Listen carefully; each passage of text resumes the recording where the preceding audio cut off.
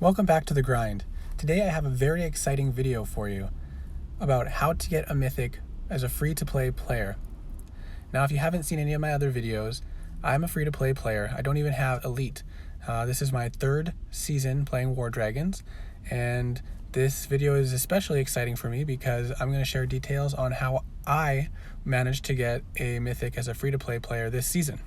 Big thank you to ScarletReaper for letting me use this amazing art that she has drawn of Ronin. She is a fantastic artist, so if you haven't seen any of her other drawings, you should check those out. I'd like to start by saying thank you to RPW and Odin because their tips and videos helped me get on track right from the start and helped me learn good habits and strategies to set me up for success in obtaining a Mythic this season, which obviously I'm very excited for. Well, let's get right into it. The first tip is save up gold chests for the first 2 weeks of the season in order to help you get enough sigils for completing the discount dragon completely. Gold chests are great because, well, they're the only additional chest way to get sigils early in the season. But also they provide you with a lot of essential resources for events during that season. Depending on how active you are in the first couple weeks, you'll need approximately 150 to 300 gold chests saved up to obtain the right amount of sigils to complete that discount dragon. Now, if you weren't going to do any events those first 2 weeks, you'd need about 600 gold chests in order to get the 15,000 sigils required to complete the discount dragon. Keep in mind, you'll need to also spend the gold chests obtained through the discount dragon line as well to get enough sigils for that. If you happen to be in the first 2 weeks and not have enough gold chests, I do think that it is beneficial to spend some rubies, only if you'll have enough rubies still at the end of the season for the sigil chest, which we'll talk about shortly. The second tip is try to score at the 450 sigil milestone in each event. If you can do this and average about 3,000 to 4,000 sigils each event, you should easily score enough sigils before the Super Sigil chests are released to complete your second dragon line or rider line. The third major tip is save your rubies for the sigil chests at the end of the season.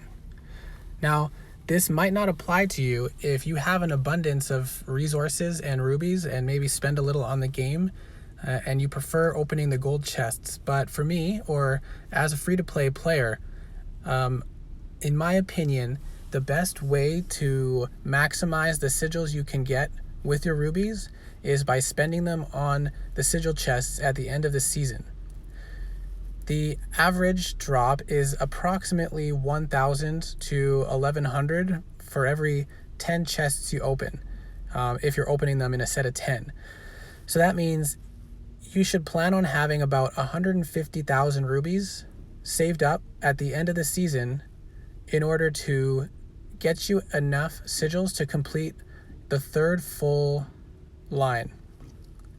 Now, the only exception is if you have enough rubies at the beginning of the season that you think you'll be able to get to 150 by the end, and you're sort of short on sigils for finishing the discount dragon, I think it is worth spending some rubies to complete the discount dragon, because every sigil you get during that time is worth double. So if you spend 30,000 rubies and you open gold chests with it, you'll get approximately 2,000 or so sigils, but that's worth 4,000 sigils. And if you compare that to the Super Sigil chest, spending 30,000 will get you roughly 6k sigils. So it's slightly less, yes, but you do get a lot more resources that will help you score more during the events that season and ultimately earn you more sigils in return. Overall this season I went from level 85 to 136. My defense power with the base boost went from 5 mil to almost 50 mil. So what did I do this season? I started with the discounted Haku, completed that. I did spend about 40,000 on rubies. I thought it was beneficial because I spent 40,000 rubies on gold chests during the discount dragon. The sigils I got from that were essentially worth double put towards the discount dragon, and I got a lot of resources to help me score better in events.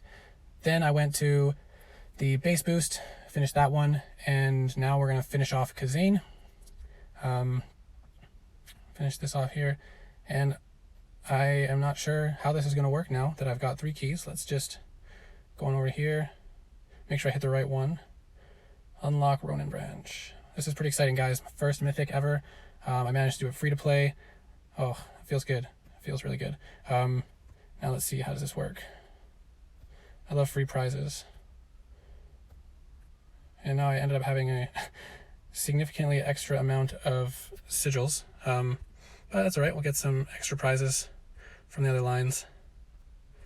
Okay. Just go ahead and claim all these. Oh, gold chests. Not sure if I want those. Maybe consider that later. It seems expensive though. Or did I claim it already? I don't know. Anyways, well, looks like I claimed it once. Whatever. Anyways, that's that. We'll get some Ronin play going later on. I literally just put this dragon to incubate, but screw that. Gonna use my resources a little unwisely now, but I do want to make use of the event bonus experience and healing time. So we'll get Ronin through here, and then we'll have some gameplay and stuff of him later. Okay. And at least it's only 9-hour incubation time. That's very helpful with these season dragons. Speed that up. Well, there it is, folks. My very first mythic as a free-to-play player at a pretty low level, and also I'm happy to say now I have Ronin.